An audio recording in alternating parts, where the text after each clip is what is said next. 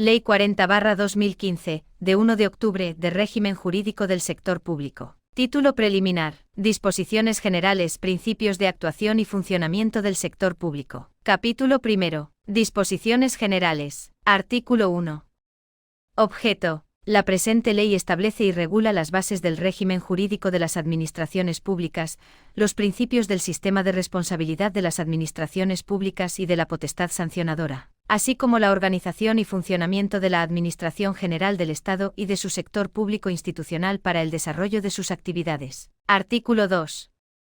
Ámbito subjetivo. 1. La presente ley se aplica al sector público que comprende: a. La Administración General del Estado. B. Las administraciones de las comunidades autónomas. C. Las entidades que integran la administración local. D. El sector público institucional. 2. El sector público institucional se integra por: a. Cualesquiera organismos públicos y entidades de derecho público vinculados o dependientes de las administraciones públicas. B. Las entidades de derecho privado vinculadas o dependientes de las administraciones públicas que quedarán sujetas a lo dispuesto en las normas de esta ley que específicamente se refieran a las mismas, en particular a los principios previstos en el artículo 3, y en todo caso cuando ejerzan potestades administrativas. C. Las universidades públicas que se regirán por su normativa específica y supletoriamente por las previsiones de la presente ley. 3. Tienen la consideración de administraciones públicas la Administración General del Estado, las administraciones de las comunidades autónomas, las entidades que integran la administración local, así como los organismos públicos y entidades de derecho público previstos en la letra A del apartado 2. Artículo 3.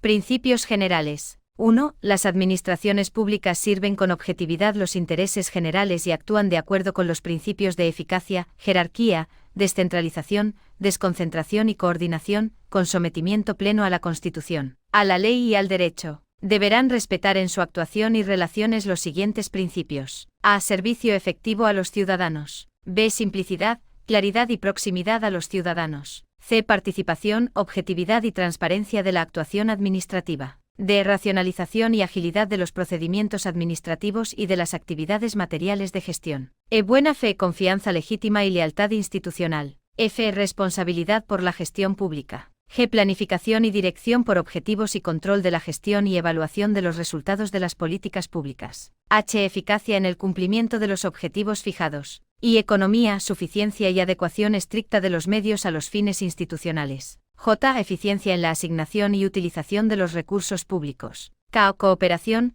colaboración y coordinación entre las administraciones públicas. 2. Las administraciones públicas se relacionarán entre sí y con sus órganos, organismos públicos y entidades vinculados o dependientes a través de medios electrónicos, que aseguren la interoperabilidad y seguridad de los sistemas y soluciones adoptadas por cada una de ellas, garantizarán la protección de los datos de carácter personal, y facilitarán preferentemente la prestación conjunta de servicios a los interesados. 3. Bajo la dirección del Gobierno de la Nación, de los órganos de gobierno de las comunidades autónomas y de los correspondientes de las entidades locales. La actuación de la administración pública respectiva se desarrolla para alcanzar los objetivos que establecen las leyes y el resto del ordenamiento jurídico. 4. Cada una de las administraciones públicas del artículo 2 actúa para el cumplimiento de sus fines con personalidad jurídica única. Artículo 4.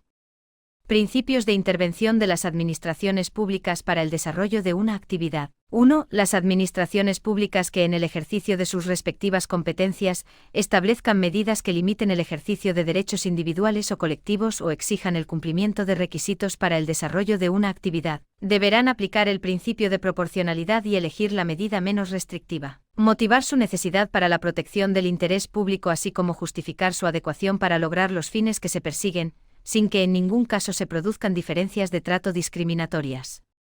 Asimismo, deberán evaluar periódicamente los efectos y resultados obtenidos. 2. Las administraciones públicas velarán por el cumplimiento de los requisitos previstos en la legislación que resulte aplicable, para lo cual podrán, en el ámbito de sus respectivas competencias y con los límites establecidos en la legislación de protección de datos de carácter personal, comprobar, verificar, investigar e inspeccionar los hechos, actos, elementos, actividades, estimaciones y demás circunstancias que fueran necesarias. Capítulo 2. De los órganos de las administraciones públicas. Sección 1 de los órganos administrativos. Artículo 5.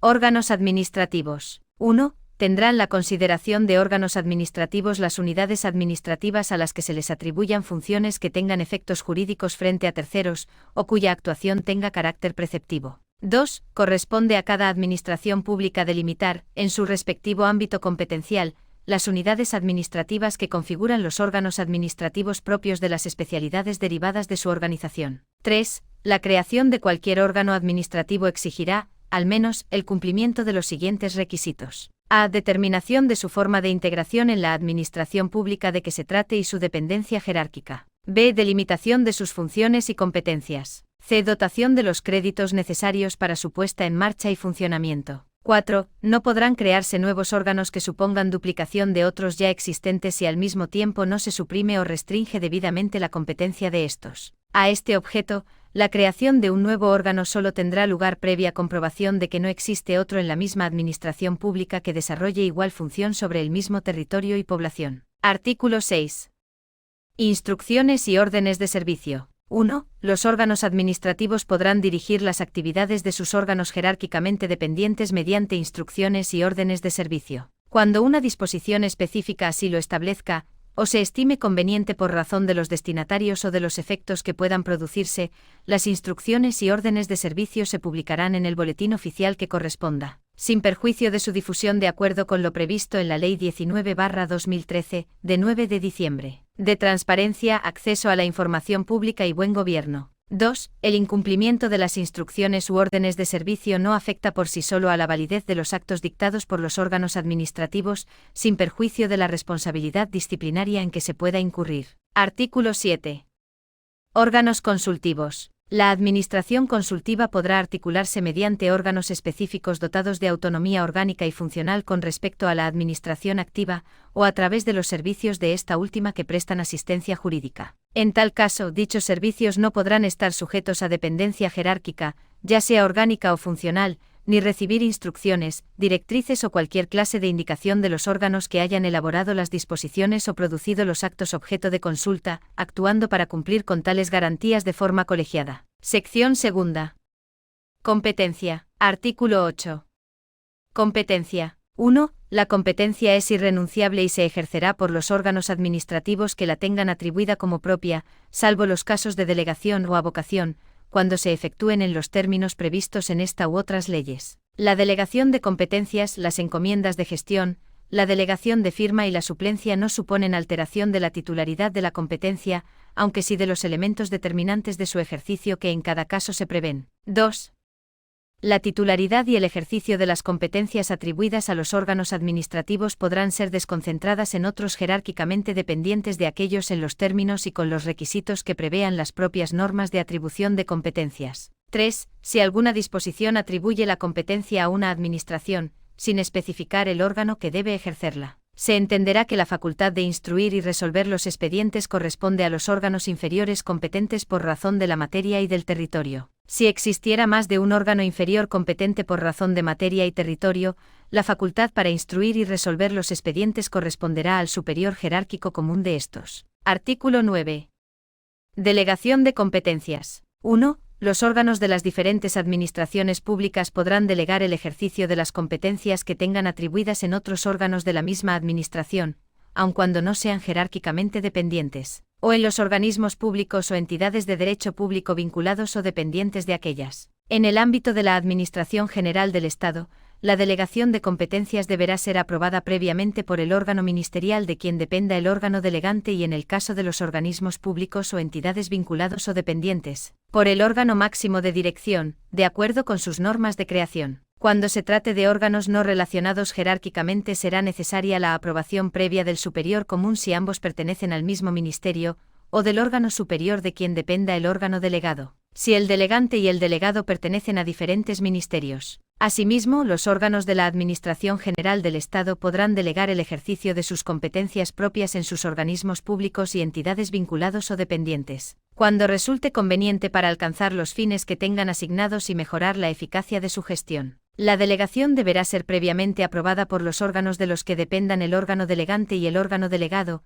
o aceptada por este último cuando sea el órgano máximo de dirección del organismo público o entidad vinculado o dependiente. 2. En ningún caso podrán ser objeto de delegación las competencias relativas a A. Los asuntos que se refieran a relaciones con la Jefatura del Estado, la Presidencia del Gobierno de la Nación, las Cortes Generales, las presidencias de los consejos de gobierno de las comunidades autónomas y las asambleas legislativas de las comunidades autónomas. B. La adopción de disposiciones de carácter general. C. La resolución de recursos en los órganos administrativos que hayan dictado los actos objeto de recurso. D. Las materias en que así se determine por norma con rango de ley. 3. Las delegaciones de competencias y su revocación deberán publicarse en el Boletín Oficial del Estado, en el de la comunidad autónoma o en el de la provincia, según la administración a que pertenezca el órgano delegante, y el ámbito territorial de competencia de éste. 4. Las resoluciones administrativas que se adopten por delegación indicarán expresamente esta circunstancia y se considerarán dictadas por el órgano delegante. 5. Salvo autorización expresa de una ley,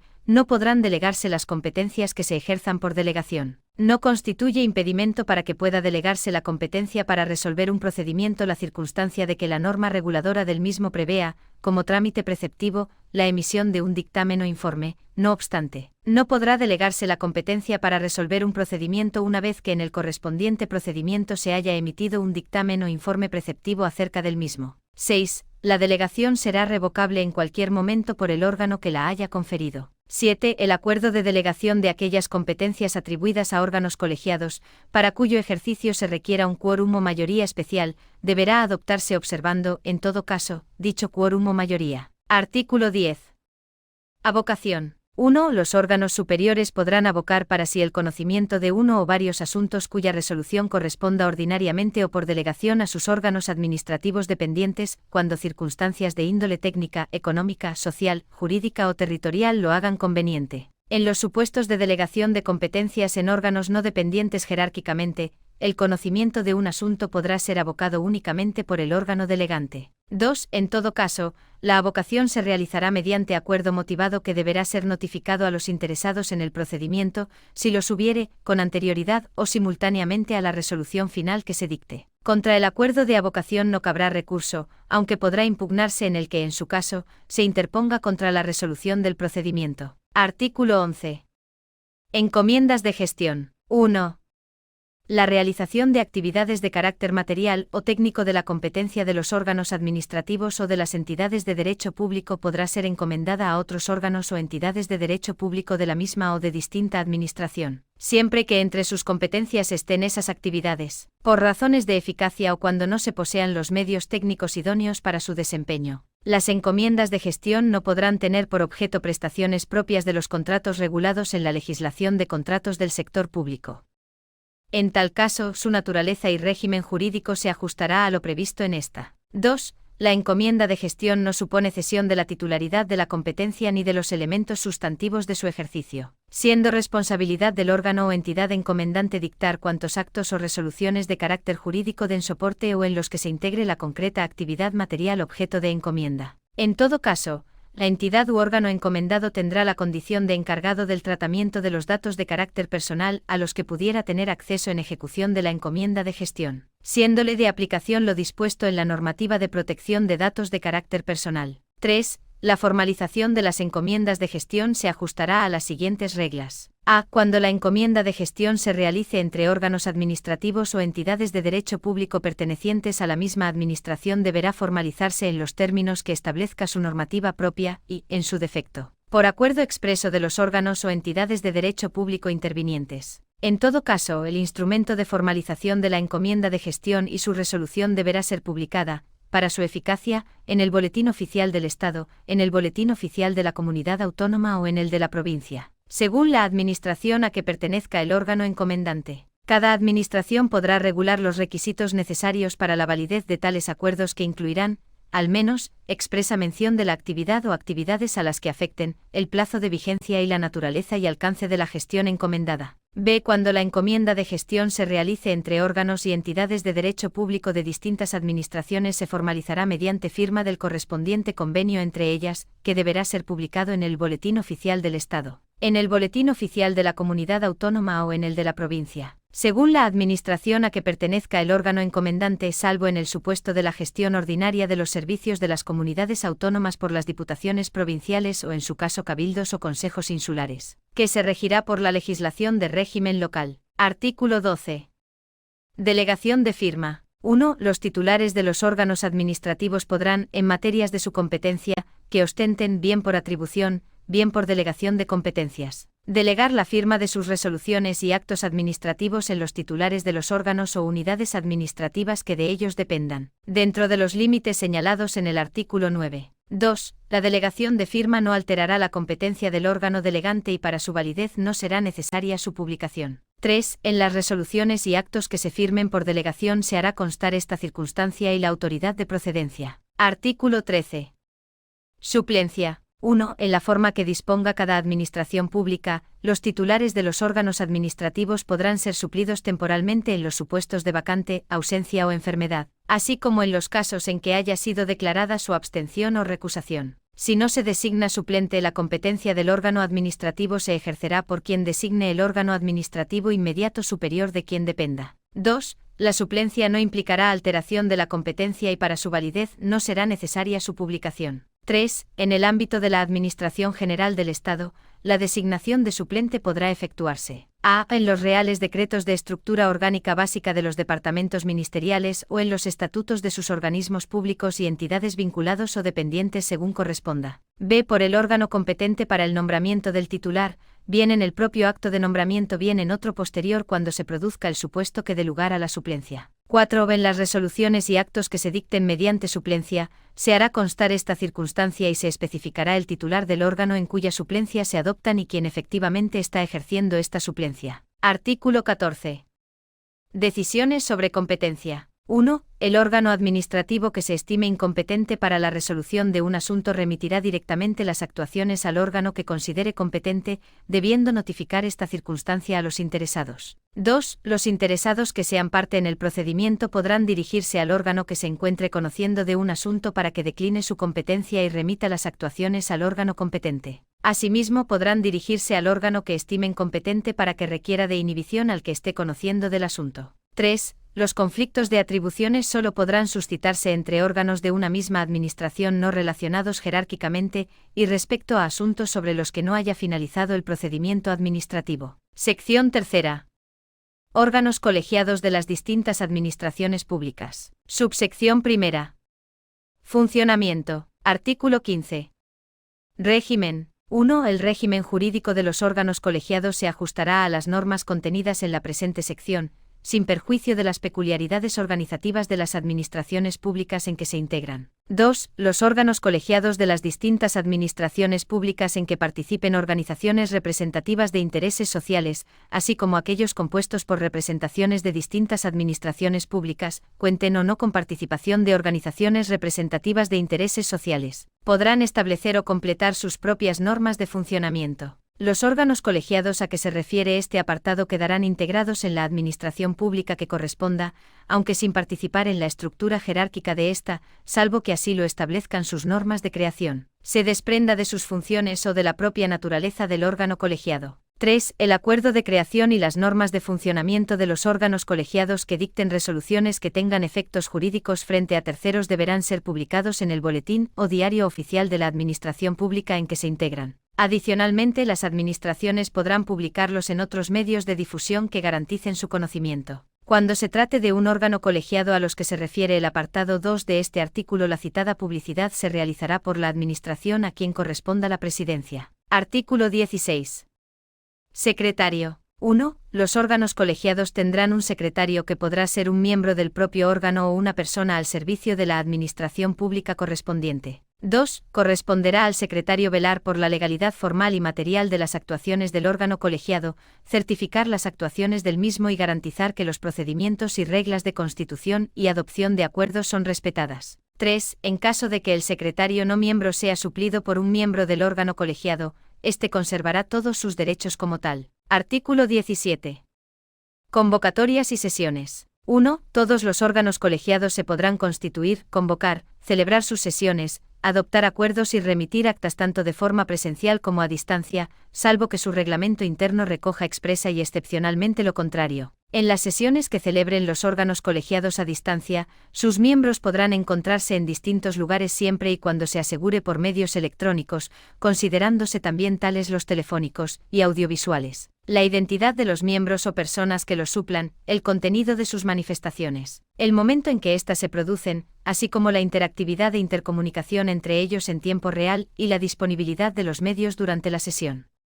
Entre otros, se considerarán incluidos entre los medios electrónicos válidos, el correo electrónico, las audioconferencias y las videoconferencias. 2. Para la válida constitución del órgano, a efectos de la celebración de sesiones, deliberaciones y toma de acuerdos, se requerirá la asistencia, presencial o a distancia, del presidente y secretario o en su caso, de quienes les suplan, y la de la mitad, al menos, de sus miembros. Cuando se trate de los órganos colegiados a que se refiere el artículo 15.2, el presidente podrá considerar válidamente constituido el órgano, a efectos de celebración de sesión, si asisten los representantes de las administraciones públicas y de las organizaciones representativas de intereses sociales miembros del órgano a los que se haya atribuido la condición de portavoces. Cuando estuvieran reunidos de manera presencial o a distancia, el secretario y todos los miembros del órgano colegiado, o en su caso las personas que les suplan, estos podrán constituirse válidamente como órgano colegiado para la celebración de sesiones, deliberaciones y adopción de acuerdos sin necesidad de convocatoria previa cuando así lo decidan todos sus miembros. 3. Los órganos colegiados podrán establecer el régimen propio de convocatorias,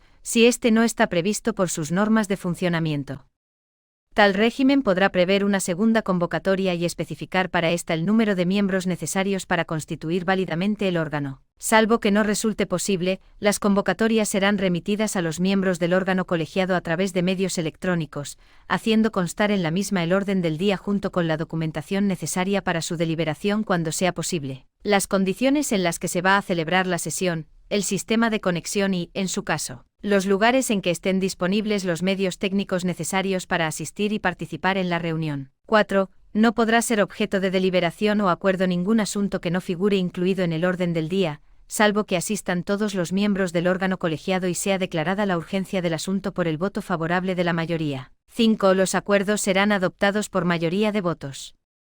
Cuando se asista a distancia, los acuerdos se entenderán adoptados en el lugar donde tenga la sede el órgano colegiado y, en su defecto, donde esté ubicada la presidencia. 6. Cuando los miembros del órgano voten en contra o se abstengan, quedarán exentos de la responsabilidad que, en su caso, pueda derivarse de los acuerdos. 7. Quienes acrediten la titularidad de un interés legítimo podrán dirigirse al secretario de un órgano colegiado para que les sea expedida certificación de sus acuerdos. La certificación será expedida por medios electrónicos, salvo que el interesado manifieste expresamente lo contrario y no tenga obligación de relacionarse con las administraciones por esta vía. Artículo 18.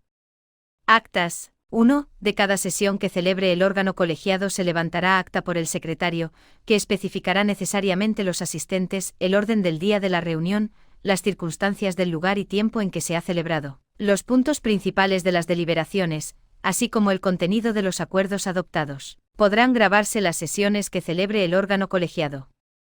El fichero resultante de la grabación, junto con la certificación expedida por el secretario de la autenticidad e integridad del mismo, y cuantos documentos en soporte electrónico se utilizasen como documentos de la sesión, podrán acompañar al acta de las sesiones, sin necesidad de hacer constar en ella los puntos principales de las deliberaciones. 2. El acta de cada sesión podrá aprobarse en la misma reunión o en la inmediata siguiente. El secretario elaborará el acta con el visto bueno del presidente y lo remitirá a través de medios electrónicos a los miembros del órgano colegiado, quienes podrán manifestar por los mismos medios su conformidad o reparos al texto, a efectos de su aprobación, considerándose en caso afirmativo aprobada en la misma reunión. Cuando se hubiese optado por la grabación de las sesiones celebradas o por la utilización de documentos en soporte electrónico, deberán conservarse de forma que se garantice la integridad y autenticidad de los ficheros electrónicos correspondientes y el acceso a los mismos por parte de los miembros del órgano colegiado. Subsección segunda. De los órganos colegiados en la Administración General del Estado. Artículo 19.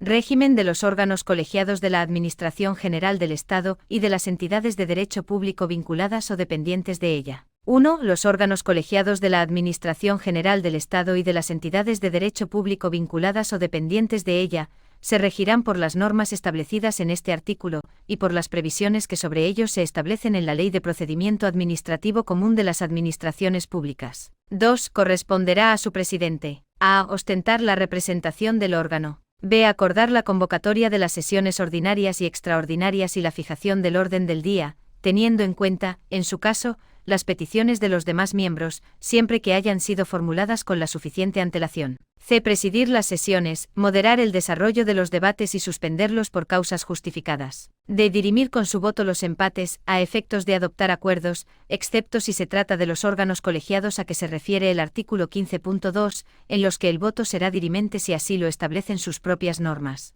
E. Asegurar el cumplimiento de las leyes. F. Visar las actas y certificaciones de los acuerdos del órgano. G. Ejercer cuantas otras funciones sean inherentes a su condición de presidente del órgano. En casos de vacante, ausencia, enfermedad u otra causa legal, el presidente será sustituido por el vicepresidente que corresponda, y en su defecto por el miembro del órgano colegiado de mayor jerarquía, antigüedad y edad, por este orden. Esta norma no será de aplicación a los órganos colegiados previstos en el artículo 15.2 en los que el régimen de sustitución del presidente debe estar específicamente regulado en cada caso, o establecido expresamente por acuerdo del Pleno del órgano colegiado. 3. Los miembros del órgano colegiado deberán a. O recibir con una antelación mínima de 2 días, la convocatoria conteniendo el orden del día de las reuniones.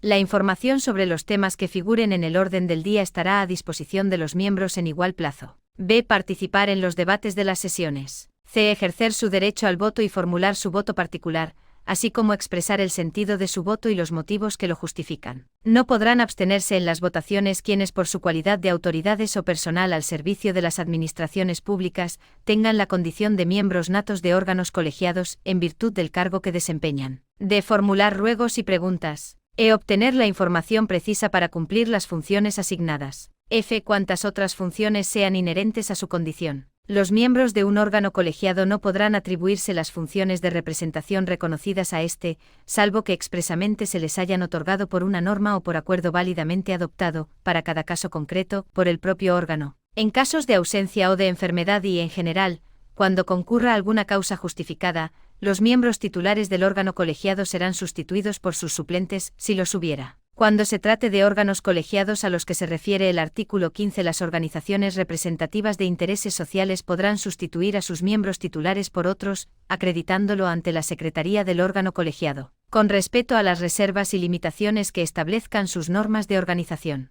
Los miembros del órgano colegiado no podrán ejercer estas funciones cuando concurra conflicto de interés. 4. La designación y el cese, así como la sustitución temporal del secretario en supuestos de vacante, ausencia o enfermedad se realizarán según lo dispuesto en las normas específicas de cada órgano y, en su defecto, por acuerdo del mismo. Corresponde al secretario del órgano colegiado a. Asistir a las reuniones con voz pero sin voto, y con voz y voto si la secretaría del órgano la ostenta un miembro del mismo. B. Efectuar la convocatoria de las sesiones del órgano por orden del presidente, así como las citaciones a los miembros del mismo. C. Recibir los actos de comunicación de los miembros con el órgano, sean notificaciones, peticiones de datos, rectificaciones o cualquiera otra clase de escritos de los que deba tener conocimiento. D. Preparar el despacho de los asuntos, redactar y autorizar las actas de las sesiones. E. Expedir certificaciones de las consultas, dictámenes y acuerdos aprobados. F. Cuantas otras funciones sean inherentes a su condición de secretario. 5. En el acta figurará, a solicitud de los respectivos miembros del órgano,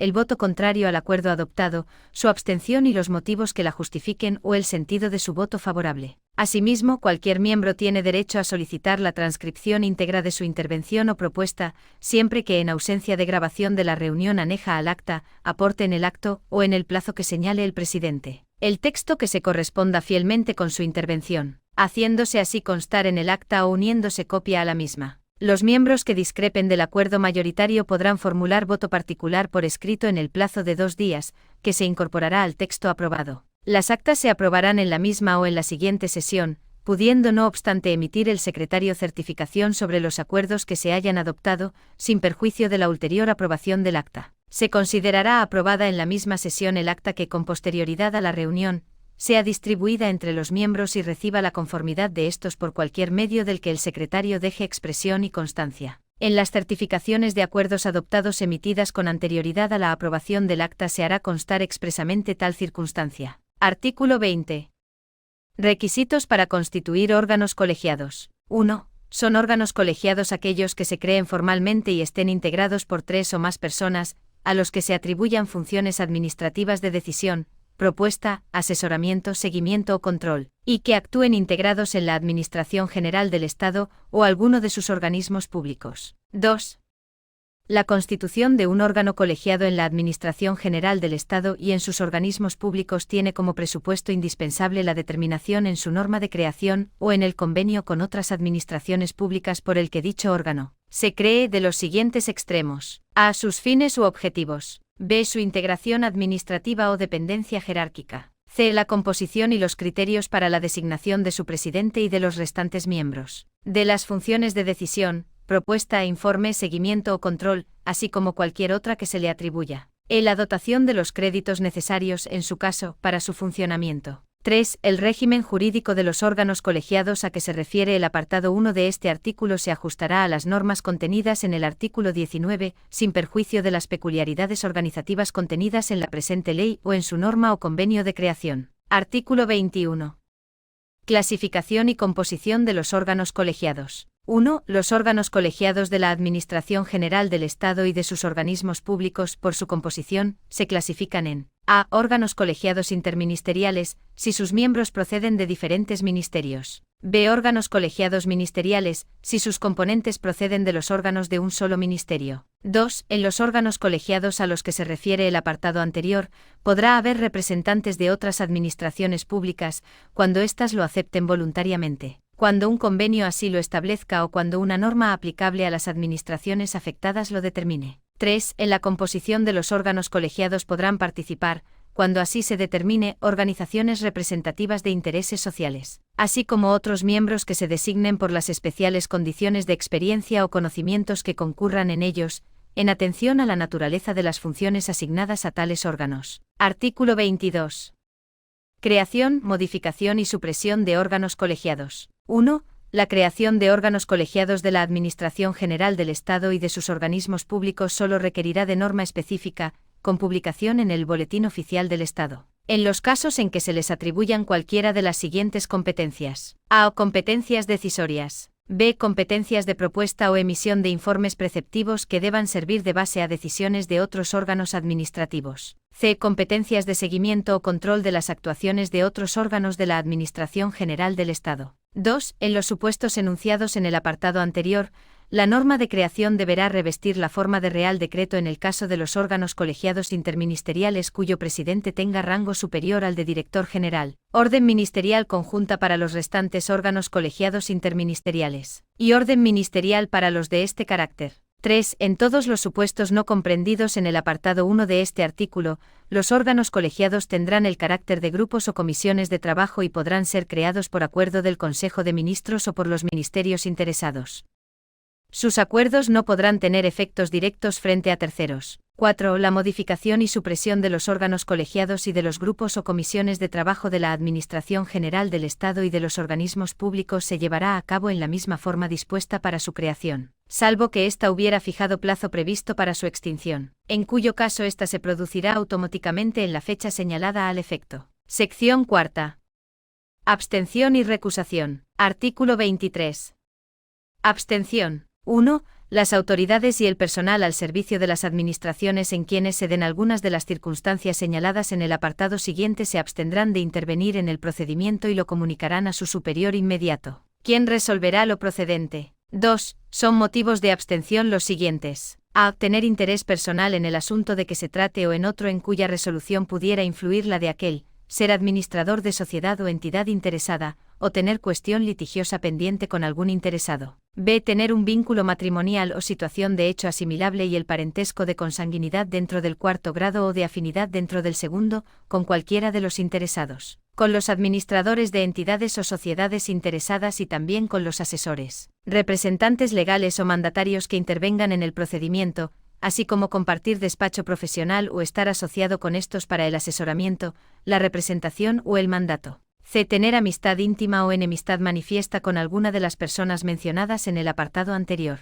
D. Haber intervenido como perito o como testigo en el procedimiento de que se trate. E. Tener relación de servicio con persona natural o jurídica interesada directamente en el asunto, o haberle prestado en los 2 últimos años servicios profesionales de cualquier tipo y en cualquier circunstancia o lugar. 3. los órganos jerárquicamente superiores a quien se encuentre en alguna de las circunstancias señaladas en el punto anterior podrán ordenarle que se abstengan de toda intervención en el expediente. 4. La actuación de autoridades y personal al servicio de las administraciones públicas en los que concurran motivos de abstención no implicará, necesariamente y en todo caso, la invalidez de los actos en que hayan intervenido. 5. La no abstención en los casos en que concurra alguna de esas circunstancias dará lugar a la responsabilidad que proceda. Artículo 24.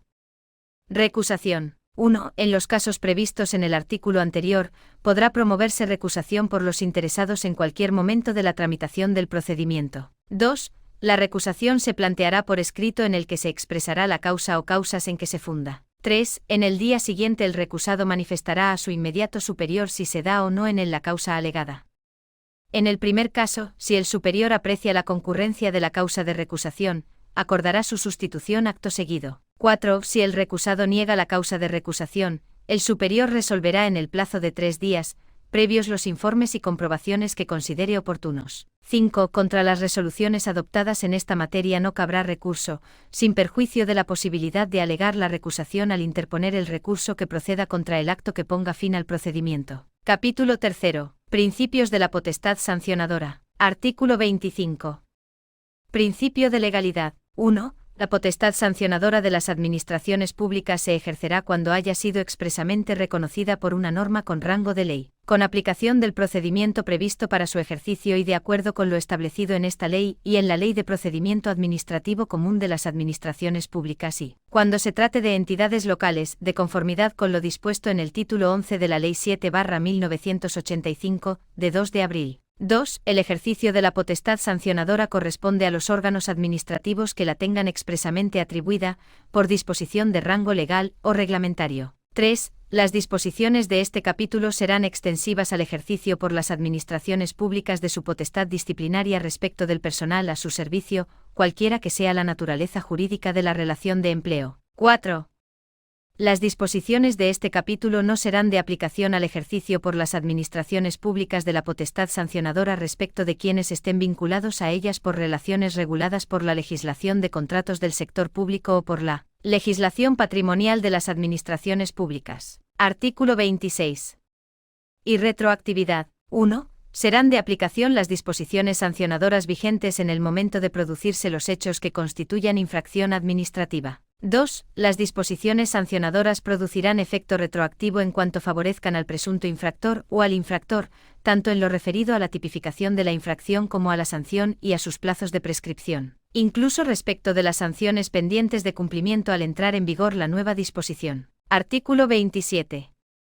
Principio de tipicidad. 1. Solo constituyen infracciones administrativas las vulneraciones del ordenamiento jurídico previstas como tales infracciones por una ley, sin perjuicio de lo dispuesto para la administración local en el título 11 de la Ley 7/1985, de 2 de abril. Las infracciones administrativas se clasificarán por la ley en leves, graves y muy graves. 2. Únicamente por la comisión de infracciones administrativas podrán imponerse sanciones que, en todo caso, estarán delimitadas por la ley. 3. Las disposiciones reglamentarias de desarrollo podrán introducir especificaciones o graduaciones al cuadro de las infracciones o sanciones establecidas legalmente que, sin constituir nuevas infracciones o sanciones, ni alterar la naturaleza o límites de las que la ley contempla, contribuyan a la más correcta identificación de las conductas o a la más precisa determinación de las sanciones correspondientes. 4. Las normas definidoras de infracciones y sanciones no serán susceptibles de aplicación analógica. Artículo 28.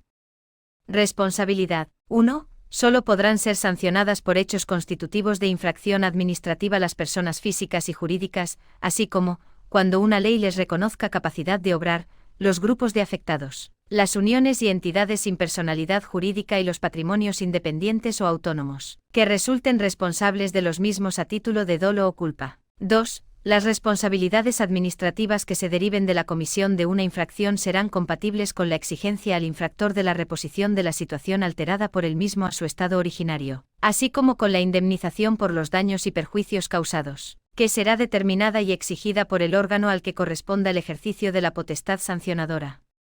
De no satisfacerse la indemnización en el plazo que al efecto se determine en función de su cuantía, se procederá en la forma prevista en el artículo 101 de la Ley del Procedimiento Administrativo Común de las Administraciones Públicas. 3. Cuando el cumplimiento de una obligación establecida por una norma con rango de ley corresponda a varias personas conjuntamente, responderán de forma solidaria de las infracciones que en su caso se cometan y de las sanciones que se impongan. No obstante, cuando la sanción sea pecuniaria y sea posible, se individualizará en la resolución en función del grado de participación de cada responsable. 4.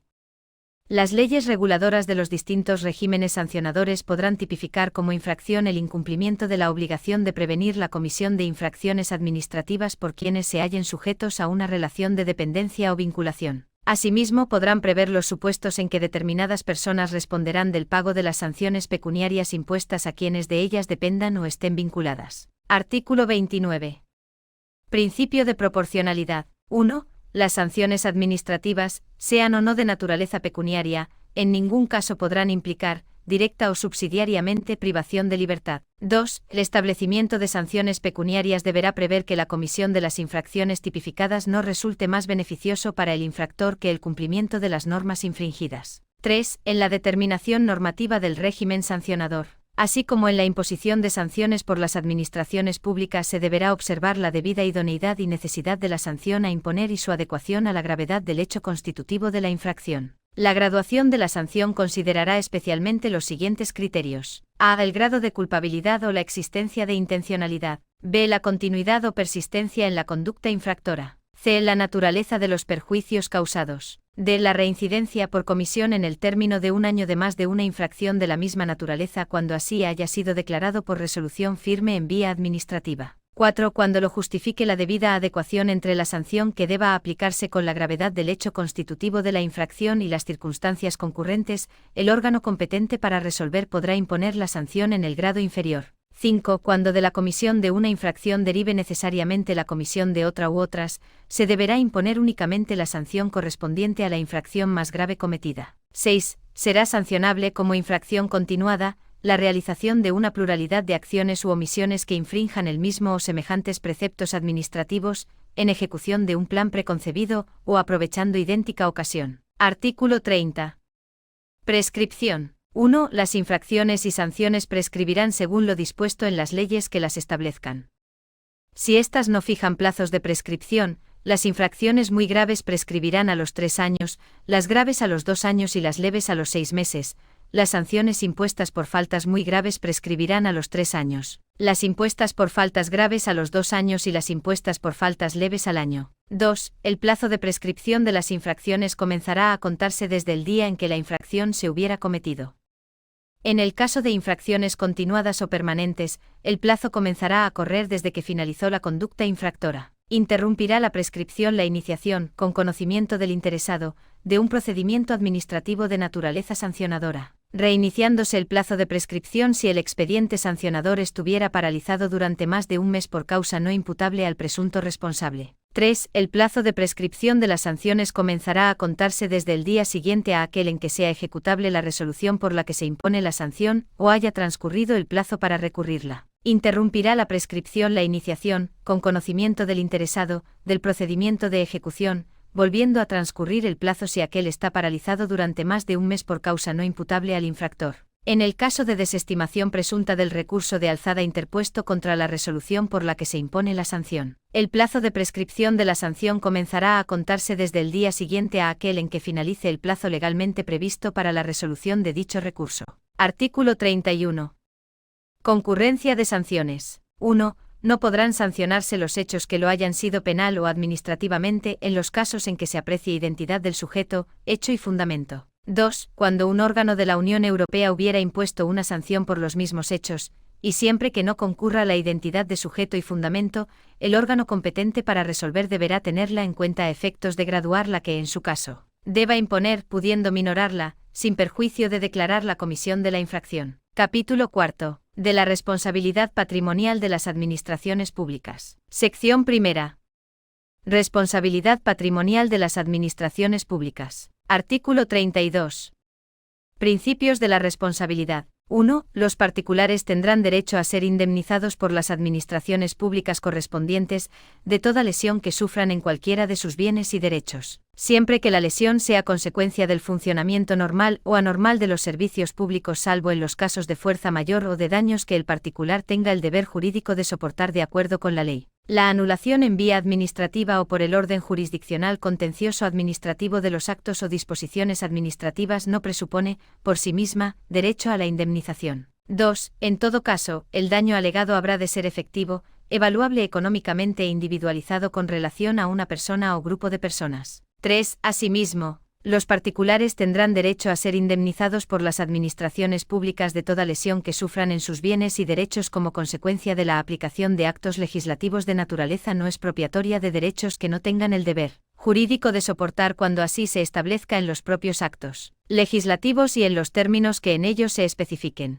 La responsabilidad del Estado legislador podrá surgir también en los siguientes supuestos, siempre que concurran los requisitos previstos en los apartados anteriores. A. Cuando los daños deriven de la aplicación de una norma con rango de ley declarada inconstitucional, siempre que concurran los requisitos del apartado 4. B. Cuando los daños deriven de la aplicación de una norma contraria al derecho de la Unión Europea, de acuerdo con lo dispuesto en el apartado 5. 4. Si la lesión es consecuencia de la aplicación de una norma con rango de ley declarada inconstitucional, procederá su indemnización cuando el particular haya obtenido, en cualquier instancia, sentencia firme desestimatoria de un recurso contra la actuación administrativa que ocasionó el daño, siempre que se hubiera alegado la inconstitucionalidad posteriormente declarada. 5. Si la lesión es consecuencia de la aplicación de una norma declarada contraria al derecho de la Unión Europea, procederá su indemnización cuando el particular haya obtenido, en cualquier instancia, sentencia firme desestimatoria de un recurso contra la actuación administrativa que ocasionó el daño, siempre que se hubiera alegado la infracción del derecho de la Unión Europea posteriormente declarada.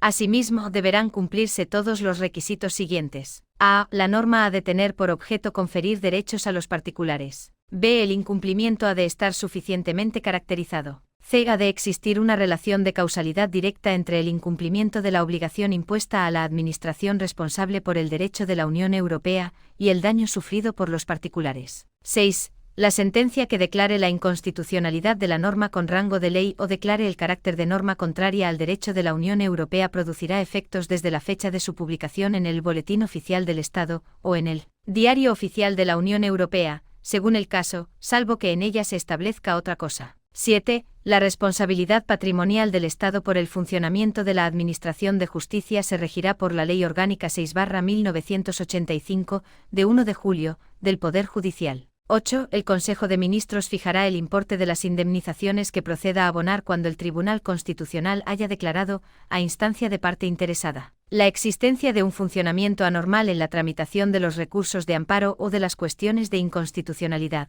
El procedimiento para fijar el importe de las indemnizaciones se tramitará por el Ministerio de Justicia, con audiencia al Consejo de Estado. 9. Se seguirá el procedimiento previsto en la Ley de Procedimiento Administrativo Común de las Administraciones Públicas para determinar la responsabilidad de las administraciones públicas por los daños y perjuicios causados a terceros durante la ejecución de contratos cuando sean consecuencia de una orden inmediata y directa de la Administración, o de los vicios del proyecto elaborado por ella misma sin perjuicio de las especialidades que en su caso establezca el Real Decreto Legislativo 3/2011 de 14 de noviembre. Por el que se aprueba el texto refundido de la Ley de Contratos del Sector Público. Artículo 33. Responsabilidad concurrente de las administraciones públicas. 1. Cuando de la gestión dimanante de fórmulas conjuntas de actuación entre varias administraciones públicas se derive responsabilidad en los términos previstos en la presente ley, las administraciones intervinientes responderán frente al particular. En todo caso, de forma solidaria. El instrumento jurídico regulador de la actuación conjunta podrá determinar la distribución de la responsabilidad entre las diferentes administraciones públicas. 2. En otros supuestos de concurrencia de varias administraciones en la producción del daño, la responsabilidad se fijará para cada administración atendiendo a los criterios de competencia, interés público tutelado e intensidad de la intervención. La responsabilidad será solidaria cuando no sea posible dicha determinación. 3. En los casos previstos en el apartado primero, la Administración competente para incoar, instruir y resolver los procedimientos en los que exista una responsabilidad concurrente de varias administraciones públicas será la fijada en los estatutos o reglas de la organización colegiada. En su defecto, la competencia vendrá atribuida a la administración pública con mayor participación en la financiación del servicio. 4. Cuando se trate de procedimientos en materia de responsabilidad patrimonial, la administración pública competente a la que se refiere el apartado anterior deberá consultar a las restantes administraciones implicadas para que, en el plazo de 15 días, éstas puedan exponer cuanto consideren procedente. Artículo 34.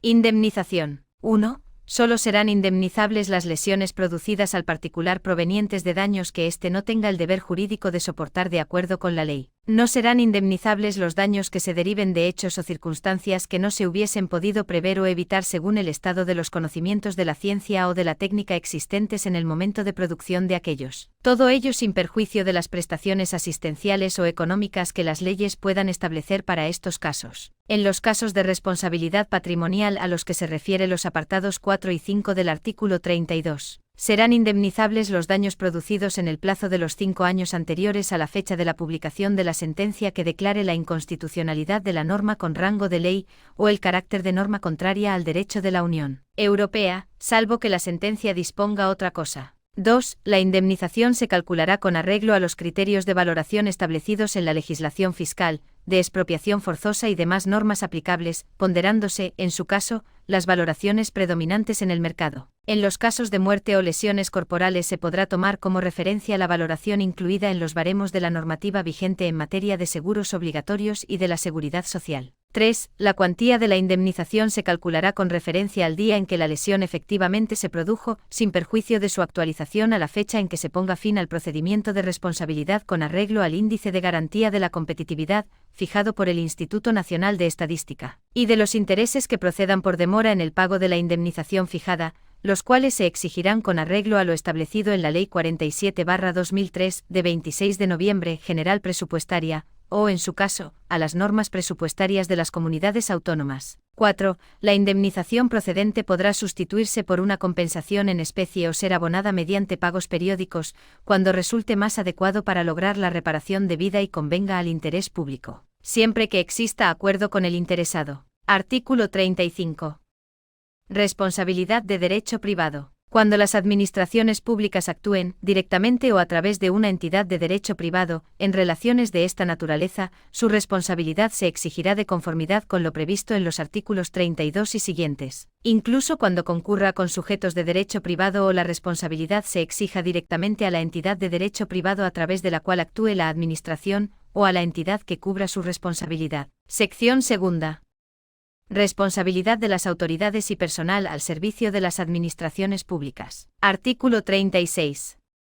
Exigencia de la responsabilidad patrimonial de las autoridades y personal al servicio de las administraciones públicas. 1. Para hacer efectiva la responsabilidad patrimonial a que se refiere esta ley, los particulares exigirán directamente a la administración pública correspondiente las indemnizaciones por los daños y perjuicios causados por las autoridades y personal a su servicio. 2. La administración correspondiente, cuando hubiere indemnizado a los lesionados, exigirá de oficio en vía administrativa de sus autoridades y demás personal a su servicio la responsabilidad en que hubieran incurrido por dolo, o culpa o negligencia graves, previa instrucción del correspondiente procedimiento. Para la exigencia de dicha responsabilidad y, en su caso, para su cuantificación, se ponderarán, entre otros, los siguientes criterios: el resultado dañoso producido, el grado de culpabilidad, la responsabilidad profesional del personal al servicio de las administraciones públicas y su relación con la producción del resultado dañoso. 3. Asimismo, la Administración instruirá igual procedimiento a las autoridades y demás personal a su servicio por los daños y perjuicios causados en sus bienes o derechos cuando hubiera concurrido dolo, o culpa o negligencia graves. 4. El procedimiento para la exigencia de la responsabilidad al que se refieren los apartados 2 y 3 se sustanciará conforme a lo dispuesto en la Ley de Procedimiento Administrativo Común de las Administraciones Públicas y se iniciará por acuerdo del órgano competente que se notificará a los interesados y que constará, al menos, de los siguientes trámites: a. Alegaciones durante un plazo de 15 días. B. Práctica de las pruebas admitidas y cualesquiera otras que el órgano competente estime oportunas durante un plazo de 15 días. C. Audiencia durante un plazo de 10 días. D. Formulación de la propuesta de resolución en un plazo de 5 días a contar desde la finalización del trámite de audiencia. E. Resolución por el órgano competente en el plazo de 5 días. 5. La resolución declaratoria de responsabilidad pondrá fin a la vía administrativa. 6. Lo dispuesto en los apartados anteriores se entenderá sin perjuicio de pasar, si procede, el tanto de culpa a los tribunales competentes. Artículo 37. Responsabilidad penal. 1. La responsabilidad penal del personal al servicio de las administraciones públicas, así como la responsabilidad civil derivada del delito se exigirá de acuerdo con lo previsto en la legislación correspondiente. 2. La exigencia de responsabilidad penal del personal al servicio de las administraciones públicas no suspenderá los procedimientos de reconocimiento de responsabilidad patrimonial que se instruyan, salvo que la determinación de los hechos en el orden jurisdiccional penal sea necesaria para la fijación de la responsabilidad patrimonial. Capítulo 5. Funcionamiento electrónico del sector público. Artículo 38. La sede electrónica. 1. La sede electrónica es aquella dirección electrónica, disponible para los ciudadanos a través de redes de telecomunicaciones, cuya titularidad corresponde a una administración pública, o bien a una o varios organismos públicos o entidades de derecho público en el ejercicio de sus competencias. 2. El establecimiento de una sede electrónica conlleva la responsabilidad del titular respecto de la integridad, veracidad y actualización de la información y los servicios a los que pueda accederse a través de la misma. 3. Cada administración pública determinará las condiciones e instrumentos de creación de las sedes electrónicas, con sujeción a los principios de transparencia, publicidad, responsabilidad, calidad, seguridad, disponibilidad, accesibilidad, neutralidad e interoperabilidad. En todo caso deberá garantizarse la identificación del órgano titular de la sede, así como los medios disponibles para la formulación de sugerencias y quejas. 4. Las sedes electrónicas dispondrán de sistemas que permitan el establecimiento de comunicaciones seguras siempre que sean necesarias. 5. La publicación en las sedes electrónicas de informaciones, servicios y transacciones respetará los principios de accesibilidad y uso de acuerdo con las normas establecidas al respecto, estándares abiertos y, en su caso, aquellos otros que sean de uso generalizado por los ciudadanos. 6. Las sedes electrónicas utilizarán, para identificarse y garantizar una comunicación segura con las mismas, certificados reconocidos o cualificados de autenticación de sitio web o medio equivalente. Artículo 39. Portal de Internet. Se entiende por portal de Internet el punto de acceso electrónico cuya titularidad corresponda a una administración pública, organismo público o entidad de derecho público que permite el acceso a través de Internet a la información publicada y, en su caso, a la sede electrónica correspondiente. Artículo 40. Sistemas de identificación de las administraciones públicas. 1. Las administraciones públicas podrán identificarse mediante el uso de un sello electrónico basado en un certificado electrónico reconocido o cualificado que reúna los requisitos exigidos por la legislación de firma electrónica. Estos certificados electrónicos incluirán el número de identificación fiscal y la denominación correspondiente, así como, en su caso, la identidad de la persona titular en el caso de los sellos electrónicos de órganos administrativos. La relación de sellos electrónicos utilizados por cada administración pública, incluyendo las características de los certificados electrónicos y los prestadores que los expiden, deberá ser pública y accesible por medios electrónicos. Además, cada administración pública adoptará las medidas adecuadas para facilitar la verificación de sus sellos electrónicos. 2. Entenderá identificada la administración pública respecto de la información que se publique como propia en su portal de Internet. Artículo 41. Actuación administrativa automatizada. 1. Se entiende por actuación administrativa automatizada cualquier acto o actuación realizada íntegramente a través de medios electrónicos por una administración pública en el marco de un procedimiento administrativo y en la que no haya intervenido de forma directa un empleado público. 2. En caso de actuación administrativa automatizada deberá establecerse previamente el órgano u órganos competentes, según los casos, para la definición de las especificaciones, programación, mantenimiento, supervisión y control de calidad y, en su caso, auditoría del sistema de información y de su código fuente. Asimismo, se indicará el órgano que debe ser considerado responsable a efectos de impugnación. Artículo 42. Sistemas de firma para la actuación administrativa automatizada. En el ejercicio de la competencia en la actuación administrativa automatizada, cada administración pública podrá determinar los supuestos de utilización de los siguientes sistemas de firma electrónica. A. Sello electrónico de administración pública, órgano, organismo público o entidad de derecho público, basado en certificado electrónico reconocido o cualificado que reúna los requisitos exigidos por la legislación de firma electrónica. B. Código seguro de verificación vinculado a la administración pública, órgano, organismo público o entidad de derecho público, en los términos y condiciones establecidos, permitiéndose en todo caso la comprobación de la integridad del documento mediante el acceso a la sede electrónica correspondiente. Artículo 43. Firma electrónica del personal al servicio de las administraciones públicas. 1. Sin perjuicio de lo previsto en los artículos 38, 41 y 42, la actuación de una administración pública, órgano, organismo público o entidad de derecho público, cuando utilice medios electrónicos, se realizará mediante firma electrónica del titular del órgano o empleado público. 2. Cada administración pública determinará los sistemas de firma electrónica que debe utilizar su personal, los cuales podrán identificar de forma conjunta al titular del puesto de trabajo o cargo y a la administración u órgano en la que presta sus servicios. Por razones de seguridad pública, los sistemas de firma electrónica podrán referirse solo el número de identificación profesional del empleado público. Artículo 44.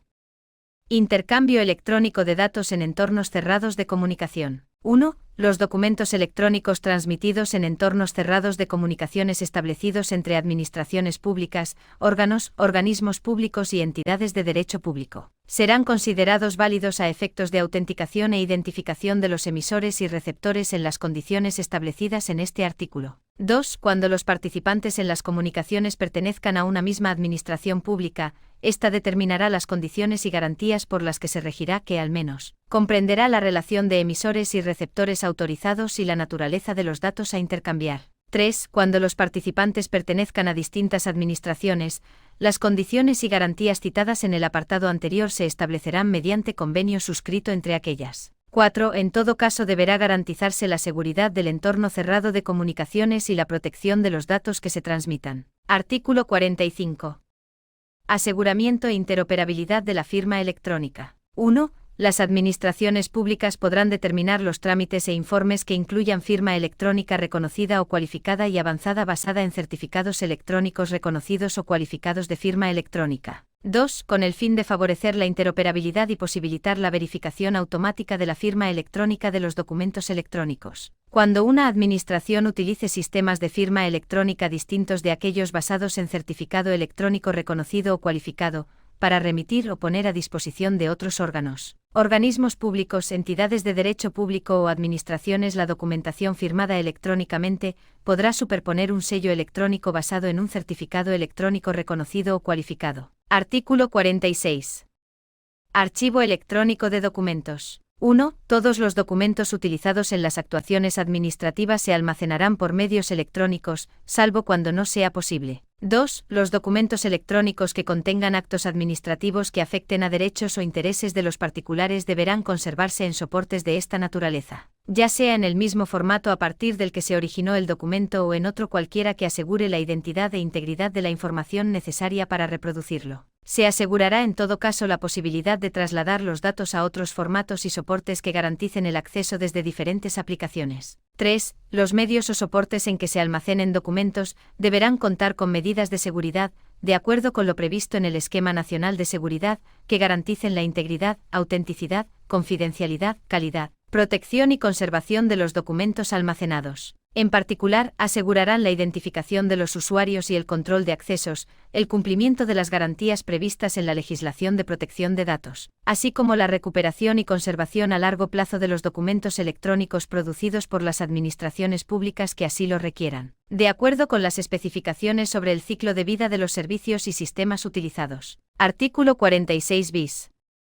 Ubicación de los sistemas de información y comunicaciones para el registro de datos. Los sistemas de información y comunicaciones para la recogida, almacenamiento, procesamiento y gestión del censo electoral, los padrones municipales de habitantes y otros registros de población, datos fiscales relacionados con tributos propios o cedidos y datos de los usuarios del Sistema Nacional de Salud, así como los correspondientes tratamientos de datos personales, deberán ubicarse y prestarse dentro del territorio de la Unión Europea. Los datos a que se refiere el apartado anterior no podrán ser objeto de transferencia a un tercer país u organización internacional, con excepción de los que hayan sido objeto de una decisión de adecuación de la Comisión Europea o cuando así lo exija el cumplimiento de las obligaciones internacionales asumidas por el Reino de España. Capítulo 6. De los convenios. Artículo 47. Definición y tipos de convenios. 1. Son convenios los acuerdos con efectos jurídicos adoptados por las administraciones públicas, los organismos públicos y entidades de derecho público vinculados o dependientes o las universidades públicas entre sí o con sujetos de derecho privado para un fin común. No tienen la consideración de convenios. Los protocolos generales de actuación o instrumentos similares que comporten meras declaraciones de intención de contenido general o que expresen la voluntad de las administraciones y partes suscriptoras para actuar con un objetivo común, siempre que no supongan la formalización de compromisos jurídicos concretos y exigibles. Los convenios no podrán tener por objeto prestaciones propias de los contratos. En tal caso, su naturaleza y régimen jurídico se ajustará a lo previsto en la legislación de contratos del sector público. 2. Los convenios que suscriban las administraciones públicas, los organismos públicos y las entidades de derecho público vinculados o dependientes y las universidades públicas, deberán corresponder a alguno de los siguientes tipos. A. Convenios interadministrativos firmados entre dos o más administraciones públicas, o bien entre dos o más organismos públicos o entidades de derecho público vinculados o dependientes de distintas administraciones públicas, y que podrán incluir la utilización de medios, servicios y recursos de otra administración pública, organismo público o entidad de derecho público vinculado o dependiente, para el ejercicio de competencias propias o delegadas. Quedan excluidos los convenios interadministrativos suscritos entre dos o más comunidades autónomas para la gestión y prestación de servicios propios de las mismas, que se regirán en cuanto a sus supuestos, requisitos y términos por lo previsto en sus respectivos estatutos de autonomía. B. Convenios intraadministrativos firmados entre organismos públicos y entidades de derecho público vinculados o dependientes de una misma administración pública. C. Convenios firmados entre una administración pública u organismo o entidad de derecho público y un sujeto de derecho privado. D. Convenios no constitutivos ni de tratado internacional,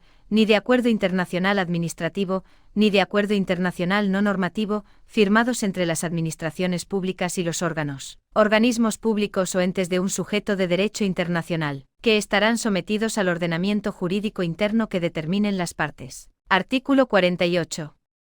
Requisitos de validez y eficacia de los convenios. 1. Las administraciones públicas, sus organismos públicos y entidades de derecho público vinculados o dependientes y las universidades públicas, en el ámbito de sus respectivas competencias, podrán suscribir convenios con sujetos de derecho público y privado, sin que ello pueda suponer cesión de la titularidad de la competencia. 2. En el ámbito de la Administración General del Estado y sus organismos públicos y entidades de derecho público vinculados o dependientes, podrán celebrar convenios los titulares de los departamentos ministeriales y los presidentes o directores de las dichas entidades y organismos públicos. 3. La suscripción de convenios deberá mejorar la eficiencia de la gestión pública, facilitar la utilización conjunta de medios y servicios públicos, contribuir a la realización de actividades de utilidad pública y cumplir con la legislación de estabilidad presupuestaria y sostenibilidad financiera. 4. La gestión, justificación y resto de actuaciones relacionadas con los gastos derivados de los convenios que incluyan compromisos financieros para la administración pública o cualquiera de sus organismos públicos o entidades de derecho público vinculados o dependientes que los suscriban, así como con los fondos comprometidos en virtud de dichos convenios,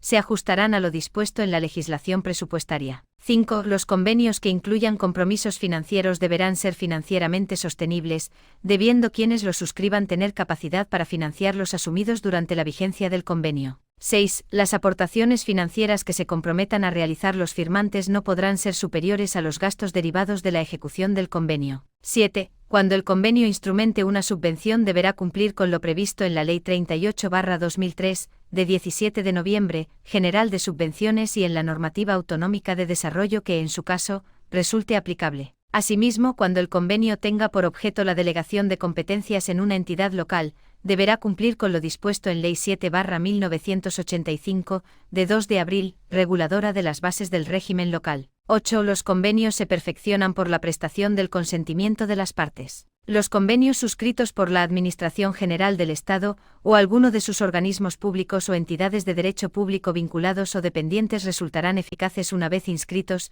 en el plazo de 5 días hábiles desde su formalización, en el Registro Electrónico Estatal de Órganos e Instrumentos de Cooperación del Sector Público Estatal, al que se refiere la disposición adicional séptima. Asimismo, serán publicados en el plazo de 10 días hábiles desde su formalización en el Boletín Oficial del Estado, sin perjuicio de su publicación facultativa en el Boletín Oficial de la Comunidad Autónoma o de la provincia que corresponda a la otra administración firmante. 9. Las normas del presente capítulo no serán de aplicación a las encomiendas de gestión y los acuerdos de terminación convencional de los procedimientos administrativos. Artículo 49. Contenido de los convenios. Los convenios a los que se refiere el apartado 1 del artículo anterior deberán incluir, al menos, las siguientes materias. A. Sujetos que suscriben el convenio y la capacidad jurídica con que actúa cada una de las partes. B. La competencia en la que se fundamenta la actuación de la administración pública, de los organismos públicos y las entidades de derecho público vinculados o dependientes de ella o de las universidades públicas. C. Objeto del convenio y actuaciones a realizar por cada sujeto para su cumplimiento, indicando, en su caso, la titularidad de los resultados obtenidos. D. Obligaciones y compromisos económicos asumidos por cada una de las partes, si los hubiera, indicando su distribución temporal por anualidades y su imputación concreta al presupuesto correspondiente de acuerdo con lo previsto en la legislación presupuestaria. E. Consecuencias aplicables en caso de incumplimiento de las obligaciones y compromisos asumidos por cada una de las partes y, en su caso, los criterios para determinar la posible indemnización por el incumplimiento. F. Mecanismos de seguimiento, vigilancia y control de la ejecución del convenio y de los compromisos adquiridos por los firmantes. Este mecanismo resolverá los problemas de interpretación y cumplimiento que puedan plantearse respecto de los convenios. G. El régimen de modificación del convenio. A falta de regulación expresa, la modificación del contenido del convenio requerirá acuerdo unánime de los firmantes. H. Plazo de vigencia del convenio teniendo en cuenta las siguientes reglas. Primero, los convenios deberán tener una duración determinada, que no podrá ser superior a 4 años, salvo que normativamente se prevea un plazo superior. Segundo, en cualquier momento antes de la finalización del plazo previsto en el apartado anterior, los firmantes del convenio podrán acordar unánimemente su prórroga por un periodo de hasta 4 años adicionales o su extinción. En el caso de convenios suscritos por la Administración General del Estado o alguno de sus organismos públicos y entidades de derecho público vinculados o dependientes, esta prórroga deberá ser comunicada al Registro Electrónico Estatal de Órganos e Instrumentos de Cooperación al que se refiere la disposición adicional séptima. Redactado la letra G conforme a la corrección de errores publicada en BOE número 306, de 23 de diciembre de 2015, ref. BOE A 2015-14020. Artículo 50. Trámites preceptivos para la suscripción de convenios y sus efectos. 1. Sin perjuicio de las especialidades que la legislación autonómica pueda prever, será necesario que el convenio se acompañe de una memoria justificativa donde se analice su necesidad y oportunidad, su impacto económico, el carácter no contractual de la actividad en cuestión, así como el cumplimiento de lo previsto en esta ley. 2. Los convenios que suscriba la Administración General del Estado o sus organismos públicos y entidades de derecho público vinculados o dependientes se acompañarán además de a. El informe de su servicio jurídico, que deberá emitirse en un plazo máximo de 7 días hábiles desde su solicitud, transcurridos los cuales se continuará la tramitación.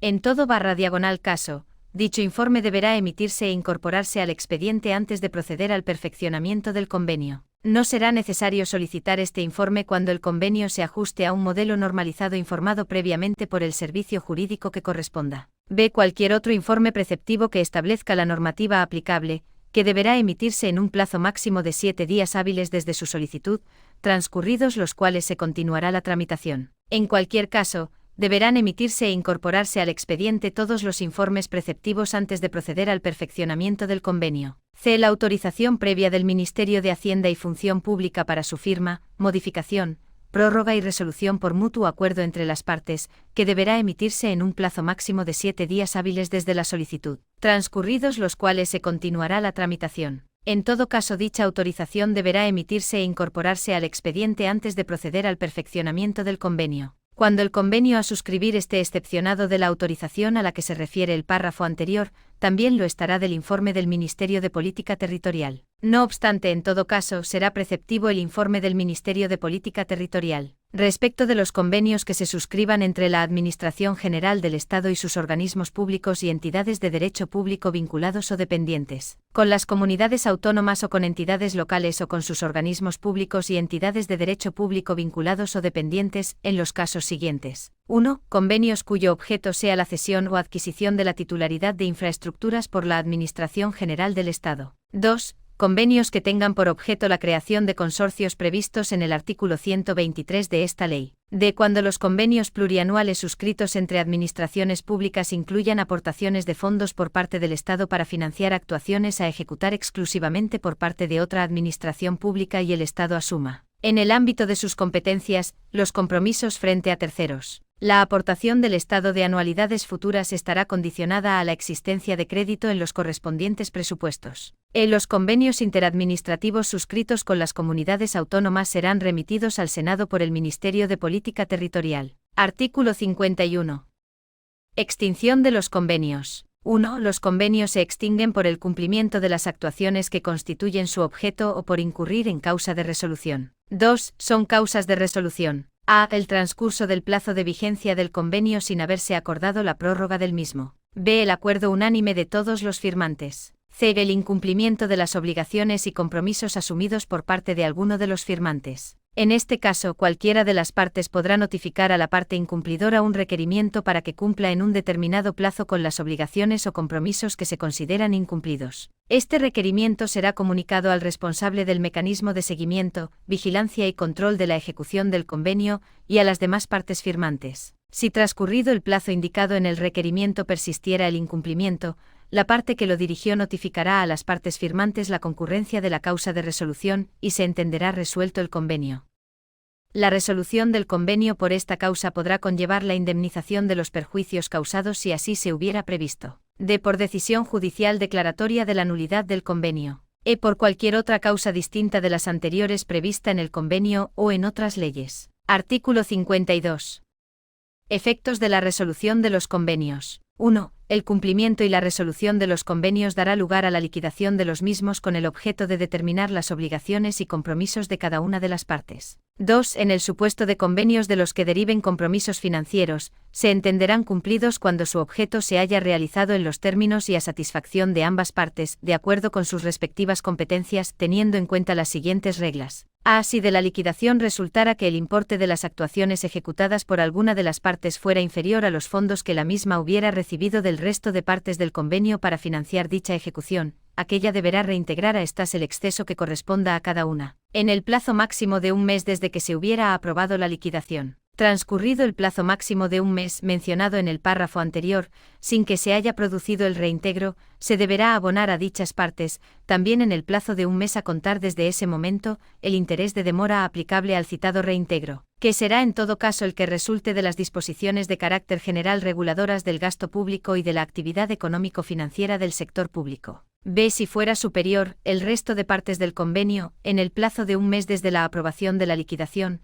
deberá abonar a la parte de que se trate la diferencia que corresponda a cada una de ellas, con el límite máximo de las cantidades que cada una de ellas se hubiera comprometido a aportar en virtud del convenio. En ningún caso las partes del convenio tendrán derecho a exigir al resto cuantía alguna que supere los citados límites máximos. 3. No obstante lo anterior, si cuando concurra cualquiera de las causas de resolución del convenio existen actuaciones en curso de ejecución, las partes, a propuesta de la Comisión de Seguimiento, Vigilancia y Control del Convenio o, en su defecto, del responsable del mecanismo a que hace referencia la letra F del artículo 49, podrán acordar la continuación y finalización de las actuaciones en curso que consideren oportunas, estableciendo un plazo improrrogable para su finalización, transcurrido el cual deberá realizarse la liquidación de las mismas en los términos establecidos en el apartado anterior. Artículo 53. Remisión de convenios al Tribunal de Cuentas. 1. Dentro de los 3 meses siguientes a la suscripción de cualquier convenio cuyos compromisos económicos asumidos superen los 600.000 euros. Estos deberán remitirse electrónicamente al Tribunal de Cuentas u órgano externo de fiscalización de la comunidad autónoma, según corresponda. 2. Igualmente se comunicarán al Tribunal de Cuentas u órgano externo de fiscalización de la comunidad autónoma, según corresponda, las modificaciones, prórrogas o variaciones de plazos, alteración de los importes de los compromisos económicos asumidos y la extinción de los convenios indicados. 3. Lo dispuesto en los apartados anteriores se entenderá sin perjuicio de las facultades del Tribunal de Cuentas o, en su caso, de los correspondientes órganos de fiscalización externos de las comunidades autónomas, para reclamar cuantos datos, documentos y antecedentes estime pertinentes con relación a los contratos de cualquier naturaleza y cuantía.